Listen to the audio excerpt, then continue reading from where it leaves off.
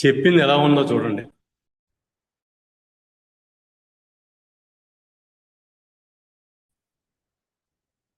అది కూడా మనం లోతుగా విశ్లేషణ చూస్తే ఏంటి, ఎప్పుడైతే ఒకదానికి ఒక మతానికి మనం కట్టుబడి ఉండిపోయాం, ఆ నిబద్ధతతో ఉన్న వాళ్ళందరూ కారకులని చెప్పాడు. అఫ్ కోర్స్ శిక్ష ఎవరికి పడుతుంది? గాంధీ గారిని పిస్టల్తో ట్రిగ్గర్ నొక్కరాయనికే పడుతుంది. మరి వెనకాల ఎంత వ్యవస్థకి దానికి శిక్ష ఏమీ లేదు కదా. స్ట్రాంగ్ గా ఉన్న సమాజం ఆ భావంతో నిండిపోయింది కదా.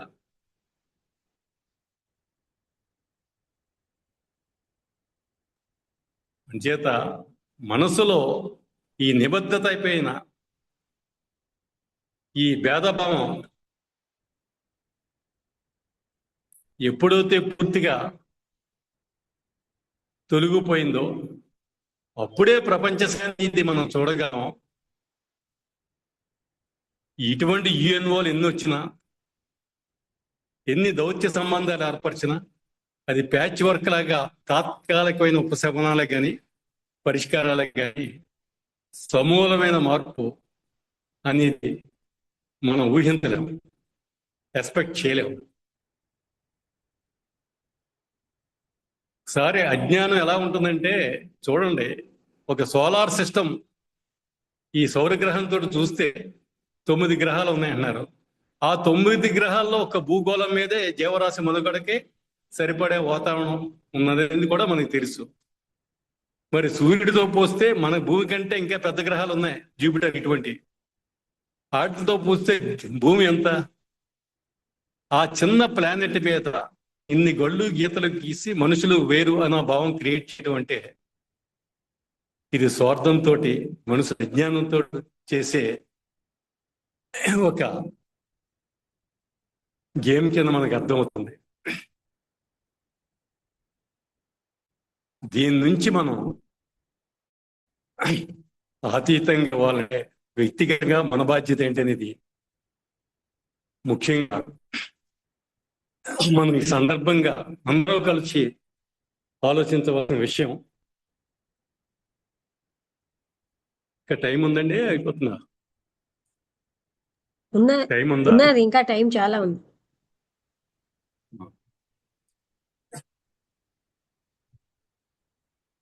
సరే, మనకి 4 వేదాలు ఉన్నాయి.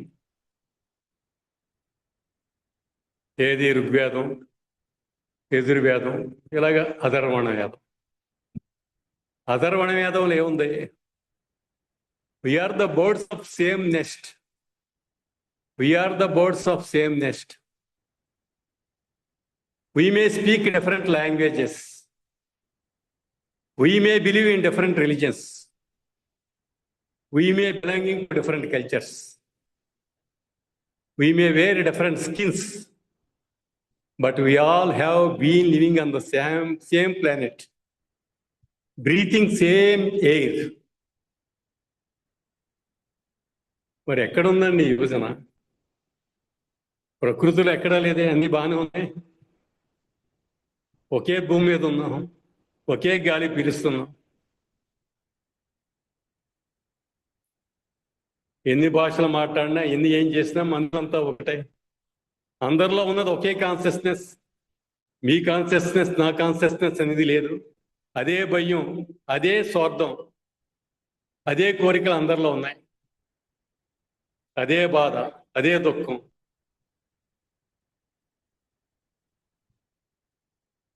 ఈ యూనివర్సల్ కాన్షియస్నెస్ నుంచి విడిపడిన నేను అని దాని గురించి మనం తీవ్రంగా ఆలోచిస్తే ఇది ఎక్కడ ప్రారంభమవుతుంది?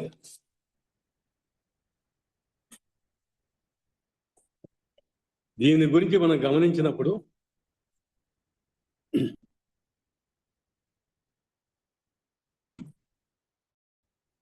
దుఃఖానికి మూలం విభజన. నేను అహంకార కేంద్రమే విభజనకు కారణం. ఇదే అన్ని అనర్థాలకు, ఈ స్వీయ కేంద్ర స్వార్థపూరిత చింతనకు పుట్టుక స్థానం.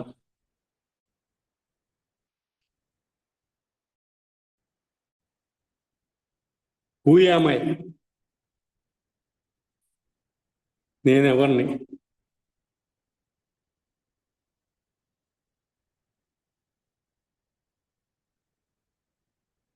ఒక్కటి మట్టికి మనం రెగ్యులేట్ చేయాలండి.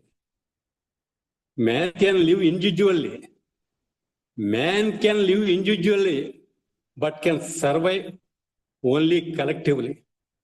నాకేంటి ఏం పర్లేదు, నాకు సంపద ఉంది, నాకు ఇల్లు ఉంది, నాకు ప్రొడక్షన్ ఉంది అంటే అది ఎంతవరకు? ఎప్పుడైనా సర్వైవ్ అవ్వాలంటే అది కలెక్టివ్గానే జరుగుతుంది. ఎక్కడో యుద్ధం జరిగితే నేను ఇక్కడ బాగున్నానా పర్వాలేదు అనుకున్న అజ్ఞానమే.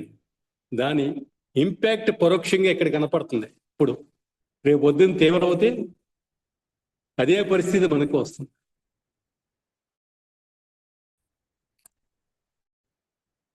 తర్వాత మనం 42 minutes అయిందండి. బ్రేక్ ఇది లేదా కంటిన్యూషన్? 40 minutes తర్వాత రెండో జూమ్ అవుతోందండి. రామారావు మనకి ఒక జూమ్ అయింది, రెండోది అవుతోంది. ఇంకా 7:20 వరకు టైం ఉంది. 6:43 అయింది.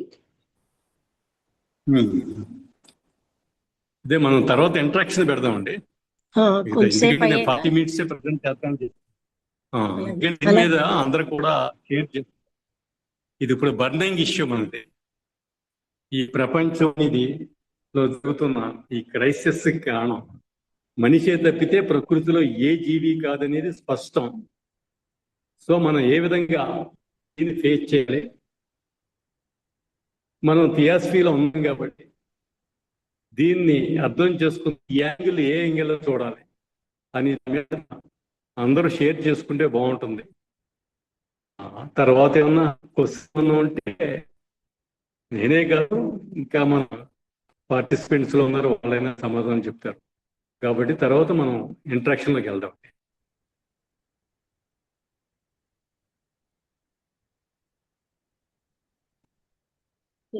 నమస్తే అండి. రామచంద్రరావు గారు చెప్పిన టాపిక్ చాలా ప్రెసెంట్ రిలవెంట్ టాపిక్. అయితే మనిషిలో ఉన్నటువంటి ఆ స్వార్థము, పరభావము, ఇది యుద్ధానికి కారణం అవుతున్నాయి. మనిషే కారణం. మనిషిలో ఉన్నటువంటి అంటే ప్రపంచ యుద్ధం అంటే పైనుంచే కాదు, మానవుడి లోపల నుంచే వస్తుంది. అంటే యు ఆర్ ద వరల్డ్ అన్నట్టుగా మన కాన్షియస్నెస్ అందరి దాంతో కలిసి ఉంది, వేరేగా లేదు. అయితే ఇక్కడ మనం ఏంటంటే మనస్సు రేంజ్లో ఉన్నంతసేపు మనస్సుకి విడదీయడమే అలవాటు. నేను వేరు, వాళ్ళు వేరు. అప్పుడు డామినేషన్ మొదలవుతుంది, అణిచేయాలన్న భావం. ఇవన్నీ కూడా అందుకే కృష్ణమూర్తి గారు అర్జెన్సీ ఆఫ్ చేంజ్ అన్నారు. చిన్నపిల్లల నుంచి సెల్ఫ్ నాలెడ్జ్ చెప్పాలంటున్నారు. ఎందుకంటే ఇలా మనిషిని మనిషి చంపుకునే స్థితికి నుంచి బయటకి రావాలంటే కేవలంగా వాట్ ఈజ్ అన్నది చూడగలగాలి. సెల్ఫ్ నాలెడ్జ్ వల్ల మాత్రమే అది సాధ్యం. అందుకే చిన్నప్పటి నుంచి తల్లిదండ్రులు, స్కూల్లో టీచర్లు కూడా పిల్లలకి సెల్ఫ్ నాలెడ్జ్ అన్నది చెప్తే అప్పుడు పరభావం అన్నది పరులన్న వాళ్ళు లేరనే ఒక స్థితి అనుభూతి అయినప్పుడు మాత్రమే ఈ చంపడాలు, ఈ దండెత్తడాలు ఇవన్నీ పోయి ప్రేమ అన్నదే ఉంటుంది అక్కడ. అసలు ఇక్కడ మన సంబంధ బాంధవ్యాల్లో ప్రేమ లేకపోవడం వల్లే ఇలాంటి పరిస్థితి వస్తుంది. అంటే ఇంత ప్రపంచ యుద్ధం, లేకపోతే దేశంలోనే ఒక కమ్యూనిటీకి మరో కమ్యూనిటీకి, ఒక మతానికి మరో మతానికి, ఇవన్నీ ద్వేషాలు రావడానికి కారణం మనిషి అంతరంగంలో చేంజ్ రావాలన్నమాట. అక్కడి నుంచి వస్తేనే ఈ శాంతి అన్నది సంభవం. ఓకే అండి, ఇంకెవరైనా ఏమైనా మాట్లాడండి.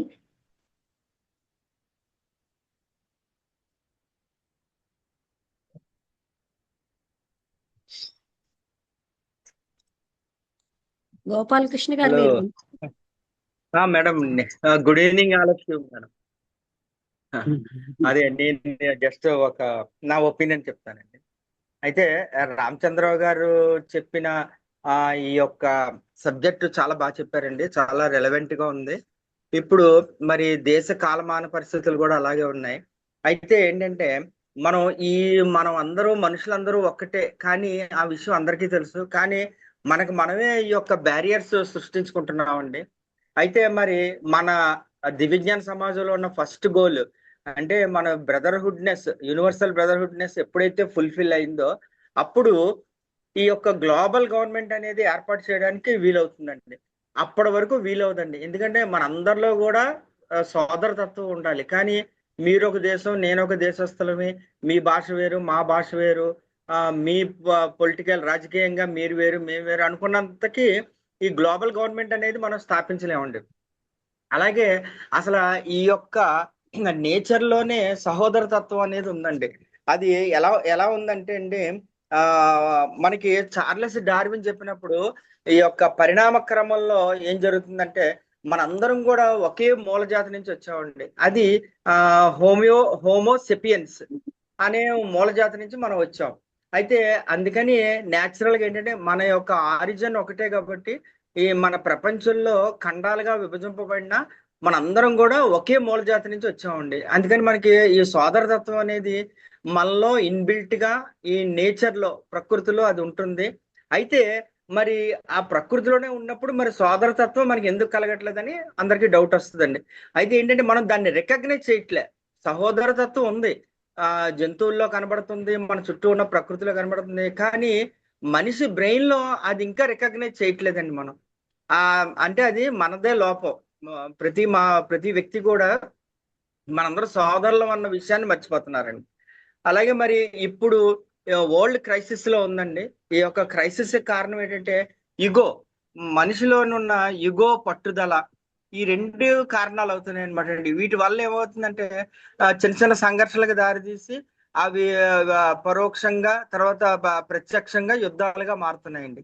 అయితే మరి ఇప్పుడు మనం ప్రపంచ దేశాలన్నీ కూడా 1, 2 మనం యుద్ధాలు చూసామండి. ప్రపంచ యుద్ధాలు చూసాం.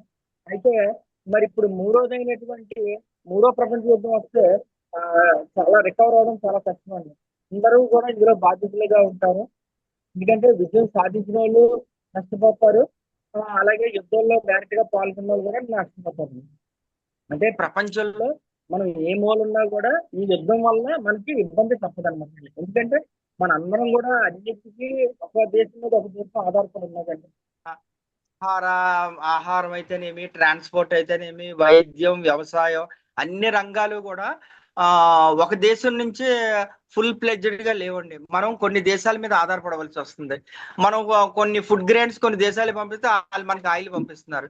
అలాగే మిగిలిన దేశాల నుంచి కూడా కొన్ని ఉత్పత్తులన్నీ కూడా మనం ఇంపోర్ట్ చేసుకుంటున్నాం. అందుకని ఈ యుద్ధ వాతావరణం వల్ల ఏంటంటే ప్రపంచ దేశాల్లో ఉన్న అందరు ప్రజలు అంటే 700 కోట్ల మంది ఎఫెక్ట్ అవుతారండి.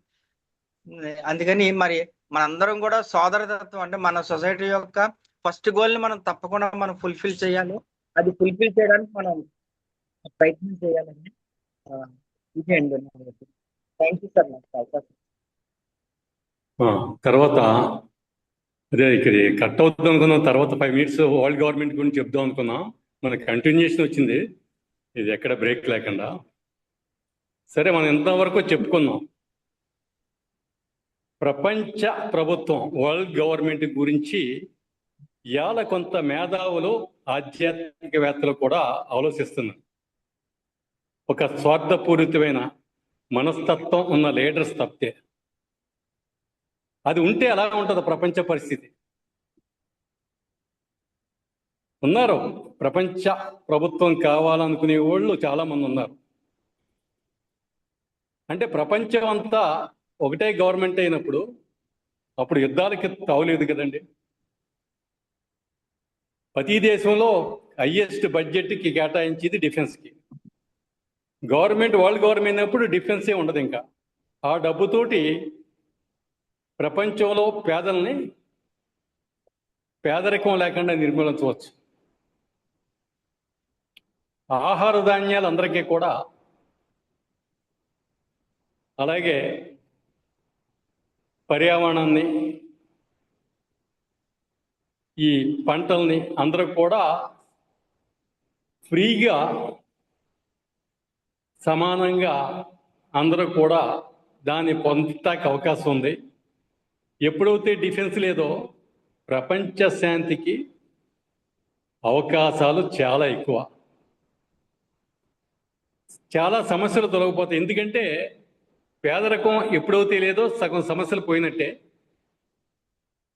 ప్రపంచం అంతా ఒకే కుటుంబం అవుతుంది. ఈ ప్రాంతీయ భేదాలు పోతాయి. మానవత్వం గురించి ఎక్కువగా ఒకరికొకరు తెలుసుకుంటానికి అవకాశం ఉంది. ఏ వీసా పాస్పోర్ట్ లేకుండా ఫ్రీగా ఒక దేశం నుంచి ఇంకొకరు, మన దేశంలో ఎలాగ ఒక చోట నుంచి ఇంకో చోటకి ఏ విధమైన రిస్ట్రిక్షన్స్, పాస్పోర్టు వీసా లేకుండా తిరుగుతున్నాం, అలాగే ప్రపంచంలో ఒక దేశం నుంచి ఒక దేశం ఫ్రీగా వెళ్తారు. ఎవరికి ఎక్కడ నచ్చితే అక్కడ సెటిల్ అవ్వచ్చు. చాలా సమస్యలు పరిష్కారం అవుతాయి. ప్లానెట్ అంతా ఒక గవర్నమెంట్ అన్నప్పుడు మనకి నిజంగా ప్రపంచ శాంతికి మార్గం సుగమం అవుతుంది. అంచేత మనం ఈ వరల్డ్ గవర్నమెంట్ గురించి కూడా తరచూ మనం థింక్ చేయడం, ఒక థియాసఫిస్ట్గా డైరెక్ట్గా చెప్పబోయిన స్పిరిచువలిస్టులు అందరూ కూడా మనం దీని గురించి చెప్పారు. ఒక ఆయన మనకి ఫిలిపీన్స్ ఆయన వస్తాడు మనకి అడయార్ నుంచి. ఆయన టీ షాప్ గారు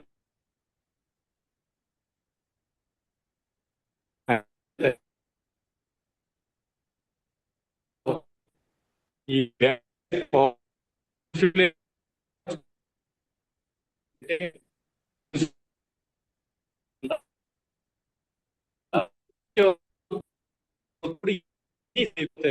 అది ప్రపంచ ప్రభుత్వం వరల్డ్ గవర్నమెంట్ లో ఉన్న సోల్ కావాలనుకుని కూడా ఎంత త్వరగా పోతే అంత మంచిదని మనం సంకల్పించుకోవడం కూడా అవసరం. మిగతా వాళ్ళంతా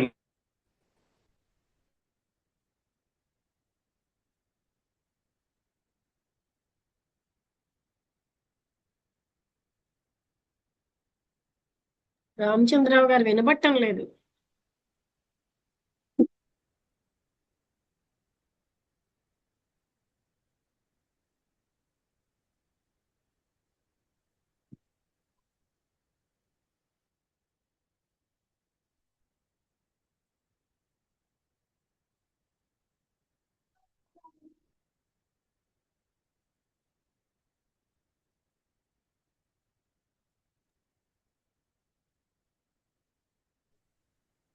హలో, వినబట్టం లేదు. అక్కడ ఇంకోళ్ళు బాబాజీ గారు మాట్లాడుతున్నట్టున్నారు. నేను 2 నిమిషాలు మాట్లాడతానండి. మాట్లాడండి మాట్లాడండి. అందరికీ నమస్కారం అండి. ఇప్పుడు మాట్లాడిన వక్తల కంఠంలోనూ నిజంగా ఒక వేదన, ఆక్రందన, ఆర్ద్రత చాలా స్పష్టంగా కనిపించింది. ప్రతి ఒక్కరు కూడా మనస్సు ఈ శాంతి కావాలి ప్రపంచానికి, అందరూ కూడా యూనివర్సల్ బ్రదర్హుడ్ కోరుకుంటున్నారు అనేది బాగా వ్యక్తం చేశారు. అని చెప్తా మన పూర్వులు సమస్త భూమండలం మీద ఉన్న వారందరూ కూడా ఒకే కుటుంబానికి చెందిన వారు అనే ఉద్దేశంతో వసుదైక కుటుంబం అనే సూక్తిని సూచించారు. ఆ సూక్తిని ఎవరు బాగా పాటిస్తున్నారు అంటే పశువులు, పక్షులు సమూహాలుగా జీవిస్తాయి. లివ్ అండ్ లెట్ లివ్ అనే పాలసీని అనుసరిస్తాయి. అలాగే మనిషికి సహజీవంగా సహకరించడం, తనలోని ప్రతి భాగాల్ని మనిషికి ఉపయోగపడేలాగా బ్రతుకుతుంది. ప్రతి జీవి కూడా అలాగే చేస్తుంది, ఒక మనిషి తప్ప. మనిషికి ఎందుకైతే ఇలాగ అయిపోయాడు అంటే అతనికి మనసు ఉంది, స్వార్థం ఉంది, నేను అనే అహం ఉంది, దాంతోనే ఇలాగా పాడైపోతున్నాడు అని గ్రహించాలి. ఆ గ్రహింపుని మనలో ఎంతవరకు వస్తుంది? అంతా చెప్తున్నాం, కబుర్లు చెప్తున్నాం తప్ప ఆచరణలో ఉండడం లేదు.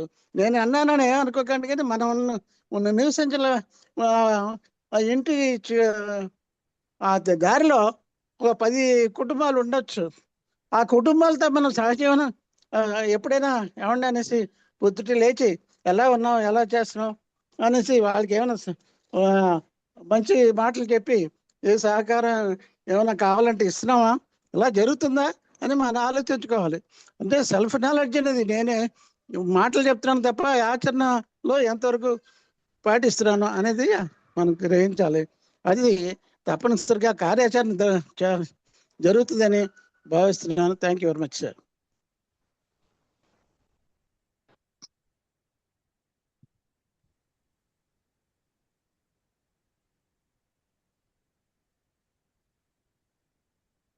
ఇంకా ఉన్నారు, రుద్రారాయణ గారు ఇలా ఉన్నారు. వాళ్ళు కూడా కొంచెం షేర్ చేయండి.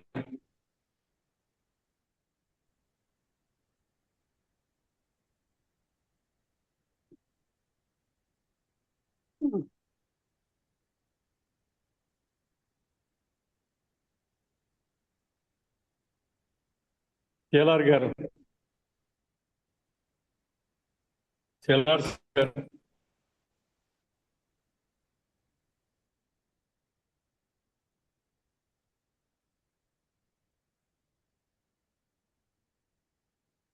శిలార్ సాహెబ్ గారు మాట్లాడతారా ఏమైనా?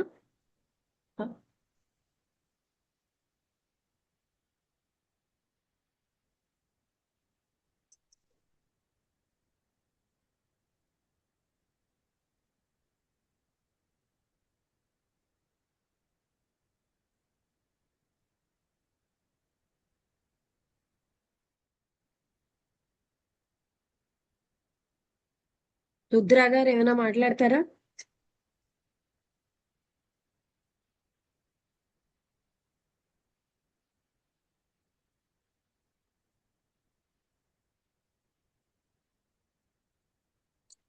రుద్రా గారు మాట్లాడతారా? చేస్తారు మాట్లాడతారు. ఆ, ఆ, నమస్కారం అండి.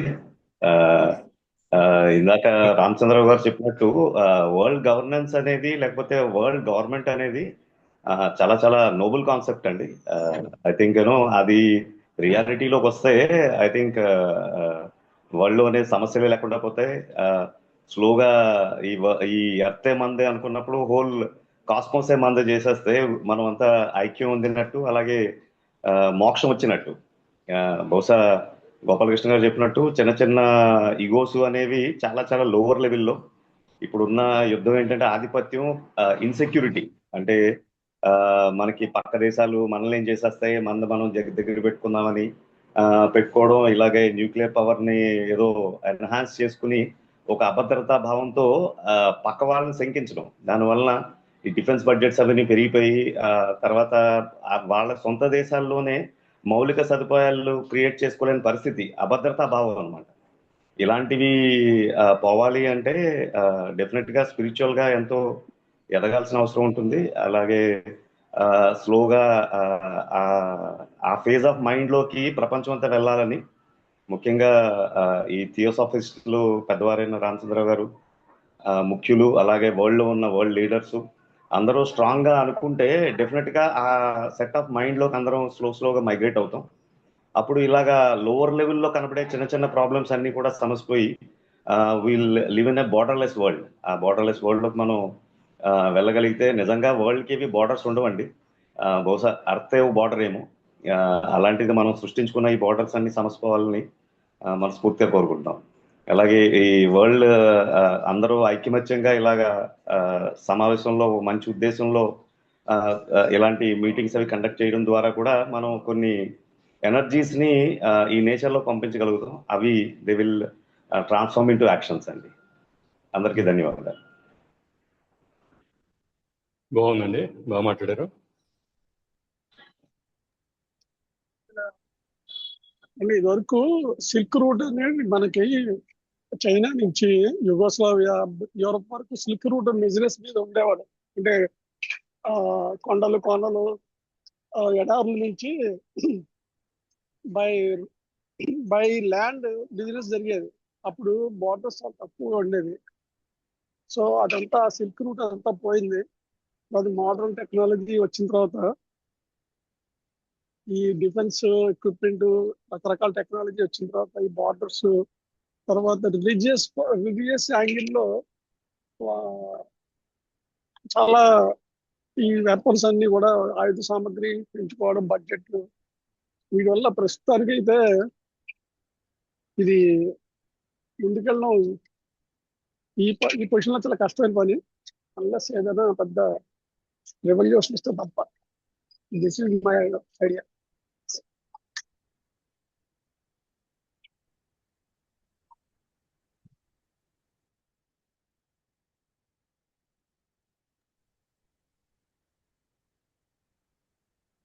ఆర్వీఎస్ ఎల్ఆర్ గారు శాస్త్రి కూడా, ఉమ్, ఎల్ఆర్ గారు, ఆర్వీఎస్ శాస్త్రి గారు ఉన్నారు. ఎల్ఆర్ గారు ఉన్నారా? వినపడుతుందా?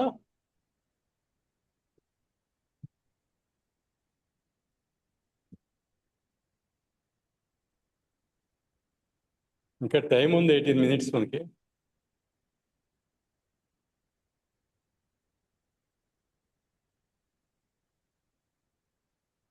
శ్రీనివాసరావు గారు మాట్లాడతారు.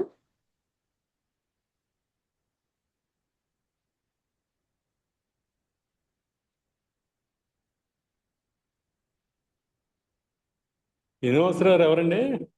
ఏ లాడ్జి? శ్రీనివాసరావు గారు. రఘురామారావు గారికి తెలుసు. రఘురామారావు గారు ఓకే, 2 నిమిషాలు. శ్రీనివాసరావు గారు గొప్ప విద్యాలయం ఏలూరు అండి. ఏలూరు. ఏలూరు. ఏలూరు అండి. ట్రెజరర్ అండి, మాకు ట్రెజరర్. ఆహా. ఆహా. మొన్న వచ్చారు కదా సార్, కొట్టుకున్నారు బ్యాంక్ ఆయన కార్లో వచ్చాం కదా. సాంబ గారు మీరు మాట్లాడతారా? సాంబశివరావు గారు మేము ముందు మేము ఏం మాట్లాడతామమ్మా, కొన్నాళ్ళు అడగను అలాంటివి మేము కూడా పెట్టకండి. అందరి అభిప్రాయాలు చెప్పమంటున్నారు కదా. అవును, సరే.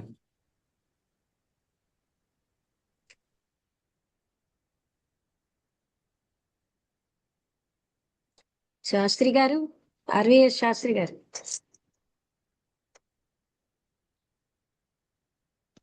నమస్తే అండి, నేను వింటున్నా మీరు చెప్పేది.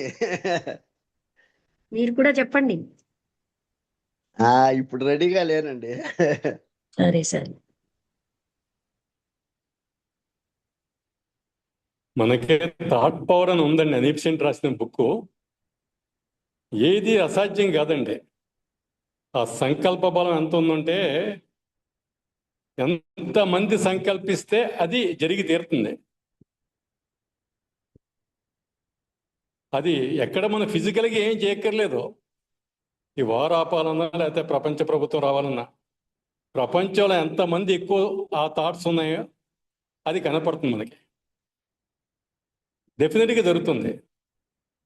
ఎందుకంటే భౌతికంగా లేని మానసికంగా అనేది ఇంకా పవర్ఫుల్లే. ఆ థాట్ పవర్లో మనకి అటువంటి చాలా ఉన్నాయి. Helping others by thoughts. ఆ విధంగా మనం ఇబ్బందులో ఉన్న వాళ్ళని హెల్ప్ చేయొచ్చు. ఇదే సంకల్పంతో మనం ఎక్కువ మంది ఉంటే గవర్నమెంట్ అనేది పెద్ద కష్టం కాదు, వరల్డ్ గవర్నమెంట్. ఎందుకంటే ఇప్పుడు మనకి పీర్ అనే ఒక ఆర్గనైజేషన్ వచ్చింది కొత్తగా. అది సైన్స్ పరంగా ప్రిన్స్టన్ యూనివర్సిటీ వాళ్ళు ఎన్నో ప్రయోగాలు చేస్తున్నారు. దానికి సంబంధించిన ఆయన కూడా ఒకసారి అడయార్ ఇంటర్నేషనల్ కన్వెన్షన్లో సైన్స్ లెక్చర్లో పవర్ పాయింట్ ప్రజెంట్ ద్వారా ఎక్స్ప్లెయిన్ చేశాడు. సపోజ్ ఇంతమంది మనం ఎలా కోరుకుంటున్నాం, వరల్డ్ పీస్ కావాలి, వరల్డ్ గవర్నమెంట్ కావాలని. ఎక్కువ మంది ఉంటే దాని సంబంధించిన ప్రపోర్షనేట్గా ఒక గ్రాఫ్ వస్తుంది అక్కడ. ఎందుకంటే మనకి డైనానా ఆవిడ చనిపోయినప్పుడు సినిమా యాక్టర్ చాలా మంది బాధపడ్డారండి. అప్పుడు ఆ సారోగా ఉన్నప్పుడు కర్వ్ ఒకలాగా వచ్చింది గ్రాఫ్. దానికంటే తీవ్రంగా వరల్డ్ ట్రేడింగ్ సెంటర్ మీద బాంబులు జరిగినప్పుడు వచ్చింది. అలాగే హ్యాపీగా ఉన్నప్పుడు క్రిస్మస్కి, జనవరి 1కి అంతా హ్యాపీగా ఉన్నప్పుడు ఇంకోలాగా వచ్చింది. అంచేత యద్భావం తద్భావతి అన్నట్టు మన సంకల్పం ఎలా ఉంటే అది ఎన్ని పెద్ద కష్టం కాదు. ఫిజికల్గా చేయని మనం ఎలాగ చేయొచ్చు. అంచేత స్పిరిచువల్గా ఉన్న వాళ్ళు, ఆధ్యాత్మికంగా ఉన్న అనేక ఆర్గనైజేషన్స్ వచ్చినాయి. ఎవరైతే యూనివర్సల్ మైండ్ తోటి ఉన్నారో, యూనివర్సల్ అవుట్లుక్ తోటి ఉన్నారో, ప్రపంచం అంతా ఒక్కటే అన్న భావంతో ఉన్నారో, భేదభావం లేకుండా ఎంతమంది ఎక్కువ సంకల్పిస్తే ఆటోమేటిక్గా సమాజంలో దాని ఇంపాక్ట్ అవుతుంది, ఇతరుల్లో కూడా మార్పు వస్తుంది. అగ్నికి ఎదుర్కొన్న వస్తువులు ఎలా వేడెక్కినాయో, ఈ మన సంకల్ప బలం మిగతా వాళ్ళ మీద కూడా ఒకప్పుడు స్వార్థంతో, ఆ సంకుచిత భావాలతో ఉన్న వాళ్ళు కూడా ఇన్ఫ్లుయెన్స్ చేయగలమాట. అంచేత ఎప్పుడు కూడా మనం పాజిటివ్ థింకింగ్లోనే ఉండాలి. అవుతాయదా అవదా అనేది మనం ఉండకూడదు. ఇప్పటికైనా మనం చూడపోయినా భవిష్యత్తులో ఇటువంటి ఉంటే ప్లానెట్ సస్యశ్యామలంగా, శాంతివంతంగా, ప్రకృతి వనరులు సవ్యంగా అందరికీ అందేటట్లు, అన్ని జీవరాశులకి అందేటట్లు, సమతుల్యతలోని ఆనందాన్ని అందరూ అనుభవించడానికి అవకాశాలు ఉన్నాయి. అందులో ఏమాత్రం సందేహం మనం పడక్కర్లేదు. ఎప్పుడైతే మనకి ఈ భావన అందరిలో ఉందో అప్పుడు సాధ్యమైనప్పుడు ఇవన్నీ నెరవేరుతాయి. ఎవరైనా ఉంటే స్పందించడం, ఇంటరాక్ట్ అవ్వండి, లేకపోతే ఏమన్నా డౌట్ ఉన్నా అడగొచ్చు. నేను బాబాజీ మాట్లాడుతున్నానండి సార్. చెప్పండి. ఏం లేదు, ఇప్పుడు 50 సంవత్సరాల క్రితం గ్రామాల్లో ప్రజలు చాలా కలిసికట్టుగా ఒకరికొకరు సహకరించుకుంటూ జీవించారండి. అది ఇప్పుడు మాయమైపోయింది. అదే కారణం మనిషే. నేనే కారణం, మనందరం కారణం. అది ఒకళ్ళకొకళ్ళు పందిర్లు వేసేవారు, పాలు తెచ్చేవారు, కూరగాయలు ఇచ్చేవారు.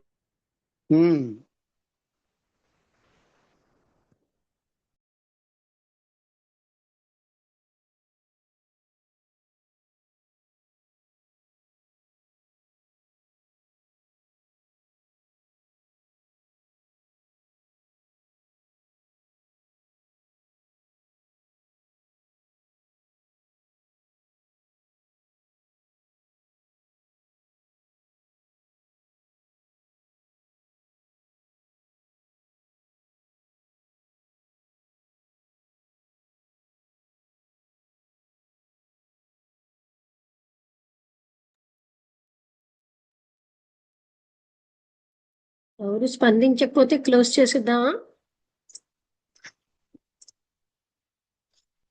ఎవరైనా మాట్లాడతారా? సివి రావు గారు వచ్చారా? సివి రావు గారు ఉన్నారా? వెళ్ళిపోయారా?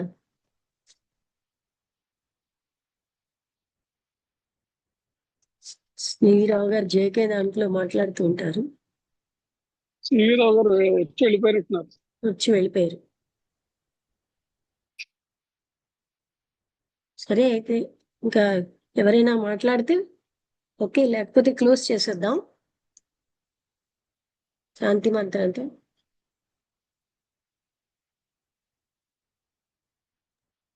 Okay. Om survey why సుఖినః Santhu, survey Santhu నిరామయాః, survey భద్రాణి పశ్యంతు, మా కశ్చిద్ దుఃఖభాగ్ భవేత్. ఓం శాంతి శాంతి శాంతి. ఓకే, అందరికీ నమస్కారం. నమస్తే. అందరూ పార్టిసిపేట్ చేసినందుకు నమస్కారం అండి. క్లోజ్ చేస్తాం. నమస్తే. నమస్తే.